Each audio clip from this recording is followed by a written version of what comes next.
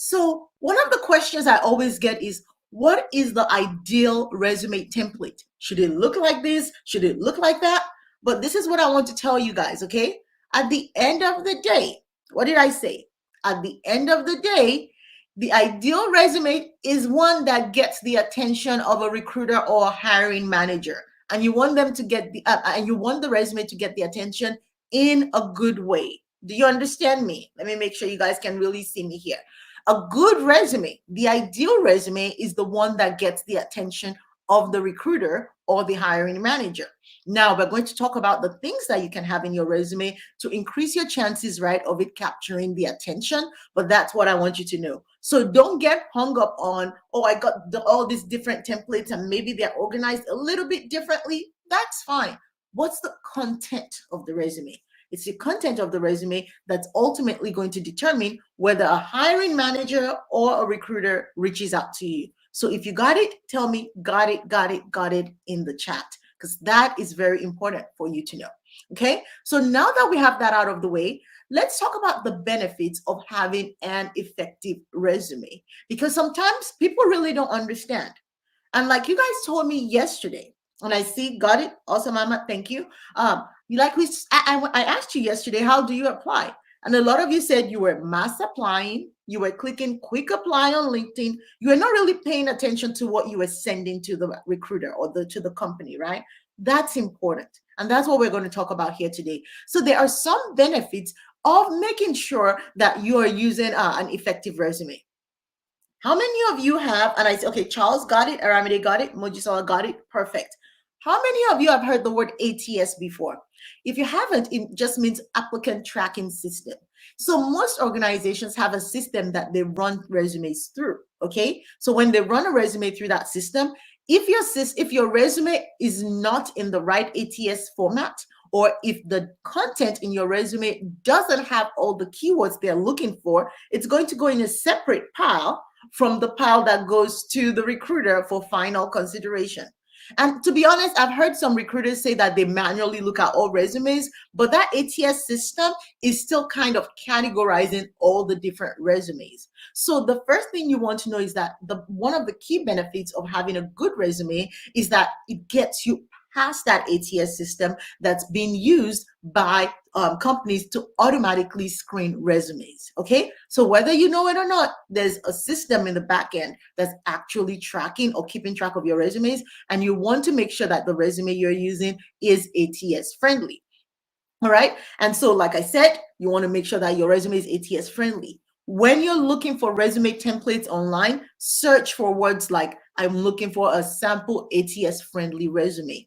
Most resume writers will have a template they use. In my program, we have one that we use, but when you're searching for yourself online, make sure you type ATS friendly resume. You don't want all those resumes that have pictures and all those big images, because that doesn't really go through that ATS system well. Okay. And then the second thing, the most important thing, honestly, after you get your template right, is the ideal resume shows that you can do the job. Remember, we've been saying it all through this challenge. Companies are hiring you not because you submitted your resume, not because they're just handing money away. It's because they want people to do the job, right? So when a company hires you, they're hiring you to do the job. Can you please put that in the chat? Companies hire people to do a job to help them meet their company objectives, period. So your resume has to show the recruiter and the hiring manager that you are capable of doing the job to help them meet their business objectives. Okay? If you get it, please, in the chat, I want you to also say, got it, right? You have to show that you can do the job. So your resume needs to be put together in a way that very clearly highlights that you have the ability to do the job. Okay, so I'm going to look in the chat here and say, okay, I see, got it. And that's something that people miss. People think by just putting all the jargon in there, by putting all the keywords, they just load it with keywords and things like that without really paying attention to the structure. And somebody picks up their resume and they say, okay, I see all the keywords here. I see all the standards. I see all the buzzwords, but all the acronyms, but I can't tell what this person can really do. So it's very important to know that it's very important to note that at the end of the day, you want a resume that allows you to show that you can do the job. All right, I see. Got it, got it, got it. Max said my resume should show that you can do the job. All right. Charles says companies hire people to do the job, which enables them to meet their business objectives. Got it. At the end of the day, companies are there to make profit, right? So there's no point in hiring someone that's just an expense that can't do the job. Okay. So good. So now that you guys know what this benefit is, let us talk about some other tip here. Okay. A good resume is one that's customized to the job. So, okay, you guys, we're family here. We're going to talk. Tell me the truth in the chat. How many of you use the same resume for all the jobs you apply to? I know. Okay. How many of you, how many of you use the same resume for all the jobs that you apply to?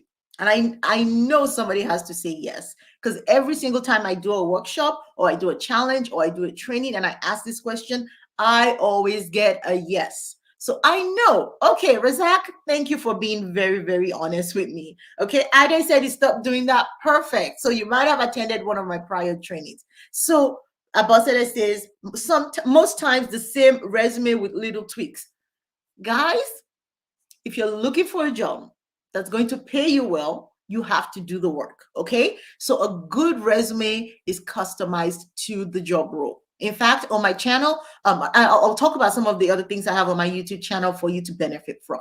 But the reality is, if your resume is generic, if a recruiter picks it up, yes, they may see all your different experiences, but they may not see how it actually directly links to the job that they've posted.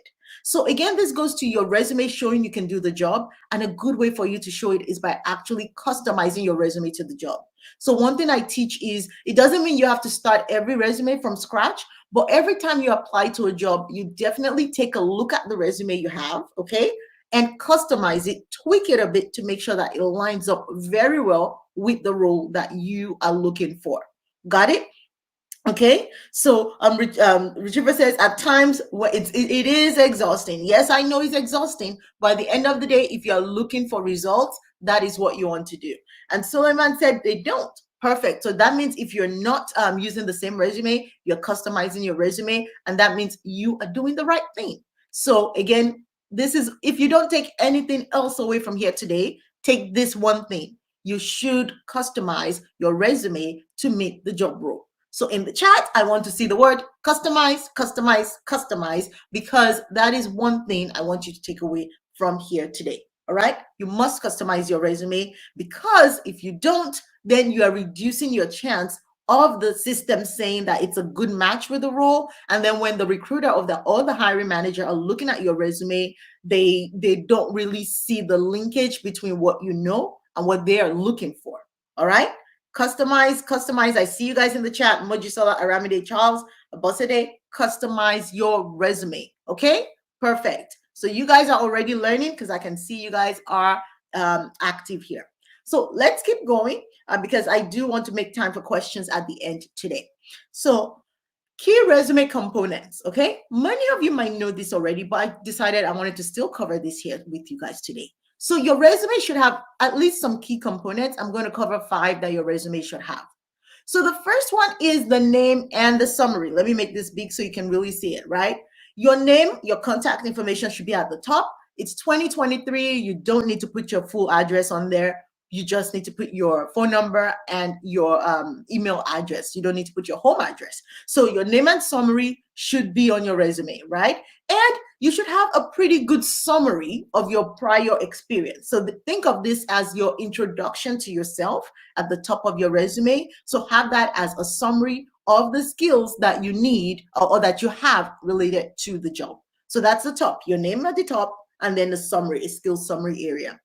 And then you also want to have your prior work experience. So put your prior work experience in there. It will be in chronological order, meaning from the most recent one to the oldest one, right? So and what I'll say is put what's relevant. If something isn't really relevant, you may not want to always include it. There are nuances that I can't really go into. So sometimes you may include it with an explanation, or if you take it out, we can with an explanation. But the keyword is make sure that the prior work experience that you are really using is relevant.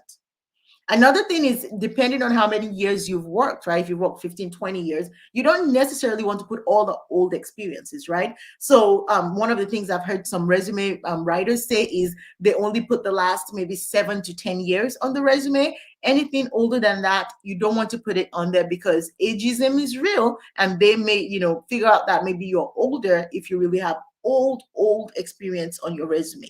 So again, we start with the name and the summary and the prior work experience. Okay. And then you also have your education on there. You can have your education in chronological order, meaning the most recent one to the oldest one. A key tip, actually, I don't usually share this publicly, but a key tip is if you have very, very old education that's been quite a while ago, right? Depending on the level you're trying to go into, you may want to remove the year from your resume. So again, just to avoid ageism. You also want to list your skills. What are the skills you have that are relevant to the job? Okay, so put your skills in there relevant to the job. Don't put anything that's not relevant, because this is all part of customizing so that the hiring manager and the recruiter can very easily see that the skills you have match the skills they're looking for. And then last bit is the certification. So if you have certifications, right, especially if they're relevant to the area you're trying to go into, then absolutely put it on there. Not all jobs require certifications, but if your job that you're going for requires a certification, then absolutely make sure that you list it, right? You've done the work, then you might as well take the credit for that particular application. Okay, so let's take a quick look here at the summary. And I wanted to show you, I think I have a sample here for you. I'm not sure, depending on your screen and how big your screen is, you may not see all the tiny little details in there, but I just wanted to show you this. So you see at the top, you have your, what's it called, name at the very top. And if you guys can see my screen, please let me know. You may not be able to read the text, but you see the sections. So you have your name and credentials at the top. And then you could put your target role and your contact information. And then you see there's a profile summary. So the profile summary goes into the key, your experience related to the job you're applying for. And then you can see something here called core competencies. So think of that just as your skills section. So you can put your skills up top, so it's easy for them to know that you have the skills for the job. And then you put your experience, you put your job title, the company name, and the dates. If you have any gaps, you may want to explain that in your resume.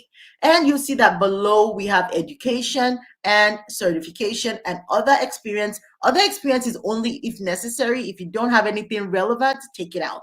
And then you can see education and certification are at the bottom. And most people, this is a question I normally get: how many pages should your resume be? Some people are looking for an entry-level job, or they're looking for a job that's 2 to 5 years, and they have like 3-page resumes. Like, no, you don't need that. If you're going for a more entry-level job, let me make sure you guys can see me here.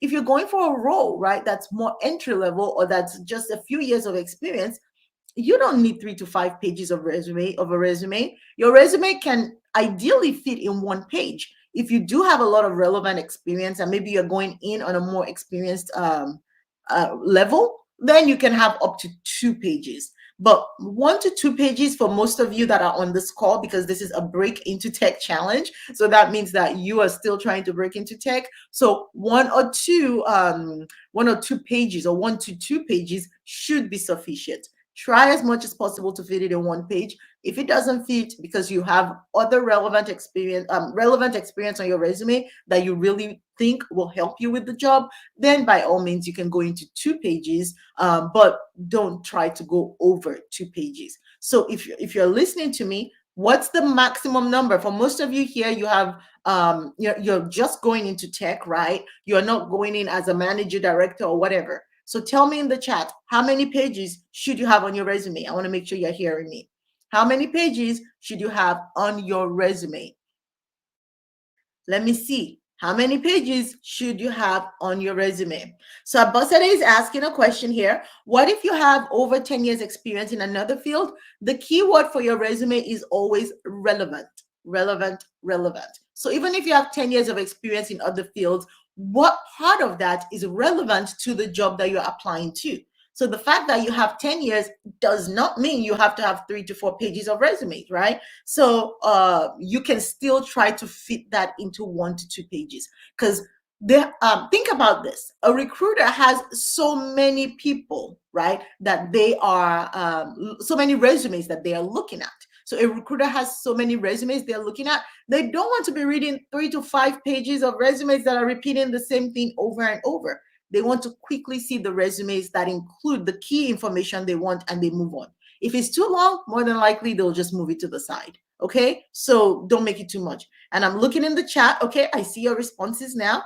1 page, 2 pages max, 1 to 2 pages. Okay, 1 to 2 pages. Okay, awesome. So you guys got it. All right, so great. So what have we talked about so far? We've talked about the ideal resume is one that gets the attention of the recruiter or the hiring manager.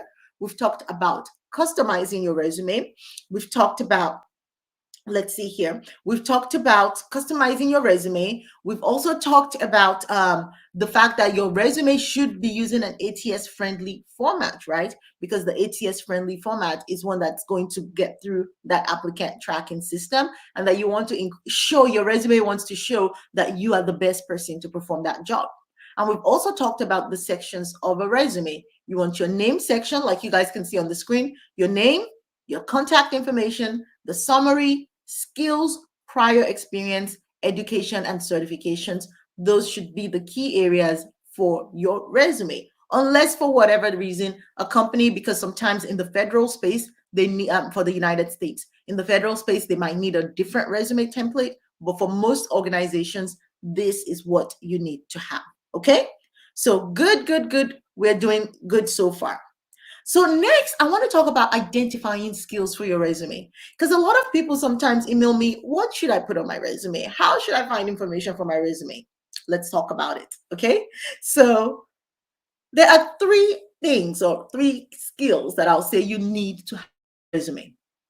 The first one, again, this goes back to the word, I keep using the word relevant, because we've all worked for such a long time, or many of us might have worked for a long time. You feel tempted to put everything you've done on your resume. You don't have to. So what you want to put are the skills that are relevant to the job application. Now, for those of you that have been here since Monday, all right, how do you know the skills that are relevant to a job application? You guys, I really want to see the people that have been listening since Monday. How do you identify the skills? I'm looking in the chat. I'm looking down. How many of you in the chat know how to identify the skills that are relevant to the job that you are applying to? And we've talked about this on Monday and Tuesday, because I've been gradually teaching you. Boom, we got it.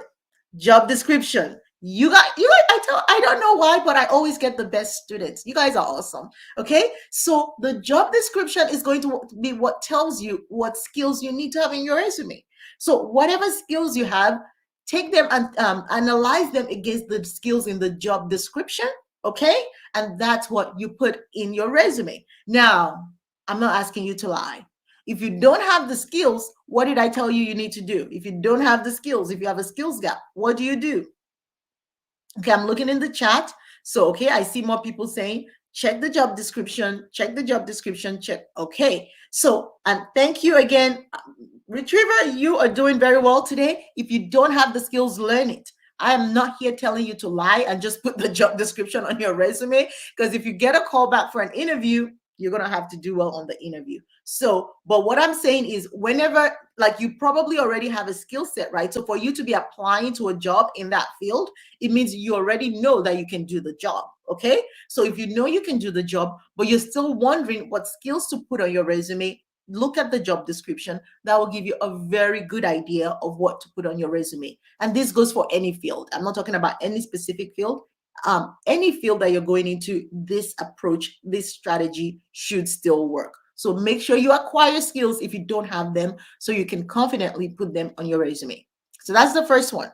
Now, the second thing is, remember to put transferable skills. So when we were talking about yesterday, when we were talking about skills, we talked about transferable skills, which are essentially skills that you already have in an area that you can use in this new field. So the fact that you don't have all the technical skills does not mean you don't have maybe some soft skills. So when you're putting your resume together, consider the hard skills you need to have, but you also want to consider the soft skills, especially like if you have the transferable skills, then definitely include them on there and take credit for them.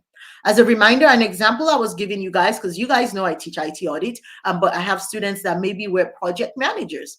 Audits are engagements. Audits are projects, essentially, right? So all those project managers, they can include all their project management experience and on their resume in a relevant way, because they can show that they've been able to successfully manage projects, which will show that they are also probably able to effectively manage audits. So when we say transferable skills, those are things we talk about, right? If you're in a role that says, it needs a lot of communication, if you will, and if you're someone that has great communication skills, great teamwork, and other soft skills like that, definitely make sure you include them on your resume, because they're not only looking at hard skills, they're also looking at soft skills, right? And if you have any other transferable skills, that might even be hard skills. So let's say you're really great at Microsoft Excel, for example, right? Put Microsoft Excel on your resume if that's something that's relevant to the role. So put the skills that are relevant to the job application, typically like any of the hard skills or soft skills, and then also any transferable skills that you have that are relevant, make sure you include them. And like the last one, I think I've already talked about this as I was explaining this whole thing. You want to make sure that you include both hard skills and soft skills, okay? You want to include the technical skills, and you also want to include the soft interpersonal skills, because at the end of the day, we're all humans working with humans, right? And so you need to have some of those interpersonal skills in order to be effective in the workplace, all right? So do you guys get that? Okay, I see you guys still engaging in the chat. Perfect. So you guys, that's awesome. That's awesome. So again, when you're looking for skills to add on your resume, make sure they are relevant skills linked to the job description. Make sure that you're considering your transferable skills. You want to take credit for all the skills that you have, and make sure you're considering both hard skills and soft skills, because you want to make sure that you're capturing all the areas that are needed for the job. All right. So I see a thumbs up. You guys are following along. So great.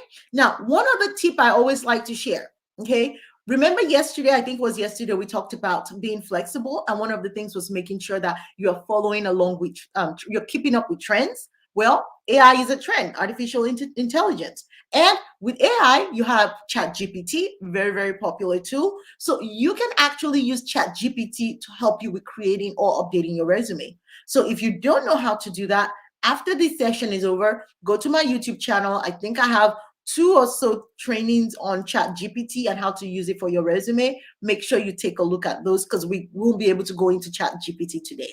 But the goal at the end of the day, the idea is, if you're someone that's like, I don't know how to do this, like maybe I'm not really good at writing, or I don't know how to start from scratch, then go ahead and ask ChatGPT, log into ChatGPT, use some of the prompts that I have in the training videos on YouTube, and use ChatGPT to help you. Now, I have to give a disclaimer. ChatGPT has been known to be wrong. ChatGPT may inflate what you know. So use ChatGPT as a tool, as a starting tool. You still have to review the information that ChatGPT provides you to make sure that it's accurate, right? And that it's properly aligned to the job description. So ChatGPT starts the work for you, it gets you started, but you still have the responsibility to take a look at the output from ChatGPT, make sure it's accurate, make sure it's relevant, make sure you've edited it as necessary before you actually take it and submit. Okay? Does everybody get that? So in the chat, I want you to tell me this. I'm not sure what I want you to say, but in chat GPT, just say, always check your work, or check chat GPT's work.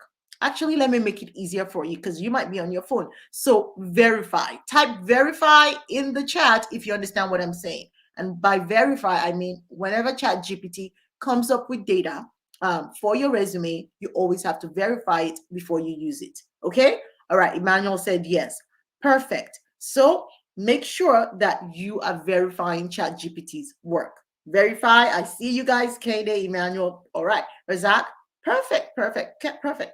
Okay, so thank you guys again. So let's keep going. We are doing well, because I want to make sure we have time for a couple of questions here today.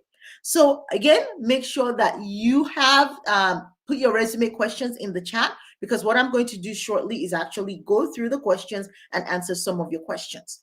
Now, while I'm waiting for you to type your questions, and I see some, I'm going to take a look at it in a minute. Let's go through this last section. So can you guys see this resume clearly? I want to do a quick resume review for you. So let me make this really big on the screen so you can see it clearly. So let me know when you can see this.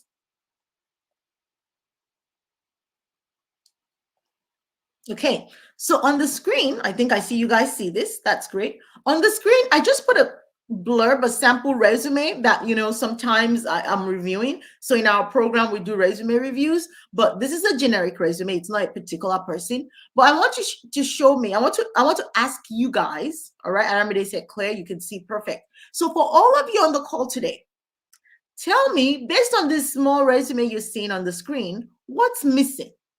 Let's start from the top. What's missing from the top?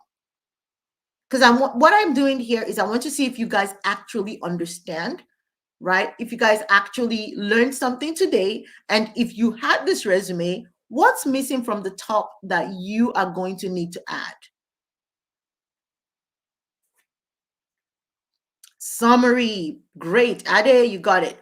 Max Photolin said professional summary. So if this were your resume, right, you want to make sure that you have a professional summary at the top. Okay. And that will be before professional experience. The summary will go at the top. All right. So now take a look at something. I'm going to give you a hint there. Like right here, take a look at the jobs and the dates. What is it that you see might be missing with the dates?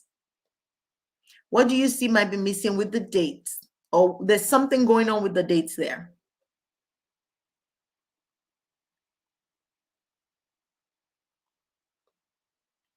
All right, so Abosede, you kind of jumped ahead, and that's good. Core competencies, the skills are also missing. So the skills are also missing.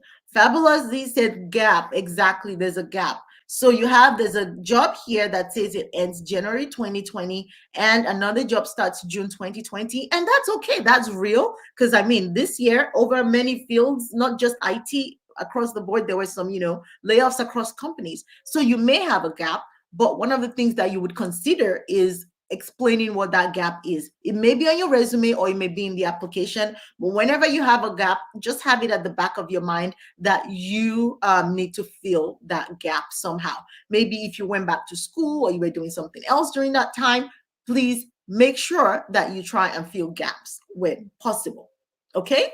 All right. And then somebody also said core competencies are missing. So you guys are doing great. So we don't have the skills and core competencies. And again, here, they have an area called key projects. I wanted to put this here. Sometimes, depending on the field you're going into, there are many different fields out there. So sometimes, depending on the field, you may want to include projects depending on your level. This is not required, but that's just something to think about. All right. And then take a look. There's something missing at the end. There's something missing at the end. Let me see. Let me know. Let me hear from you guys. Type in the chat. What's also missing from this resume? So you told me the summary is missing. Professional summary is missing. Skills are missing. There's a gap. What else is missing? Education, right? So we don't see education here. If this person has education, then they need to make sure that the education is also included. Okay, so do you guys see how you would critically assess your own resume? So I want you to take your resume whenever we're done with this class today. I want you to actually go take a look at your resume, okay, and actively take a look and say, does it have all the sections that page you talked about? And is this relevant to the job I'm applying to? Are there any gaps in my resume? So you should be able to do this yourself, because that's the goal of teaching you here today, is teaching you information or giving you information that you can take with you and apply to the job search process. Okay, so you guys have done excellent. It tells me you guys are wonderful, wonderful students, because you guys were pretty much able to identify the gaps in this resume. You were able to identify that we didn't have a summary, we didn't have skills, we had gaps, and we didn't have education. Okay, now I'm not going to go through the bullet points per se here, but one of the things you want to know is that when you put the bullet points together for your specific job, always make sure that they are relevant, or they properly explain the work you've done and they are relevant to the job that you are looking for.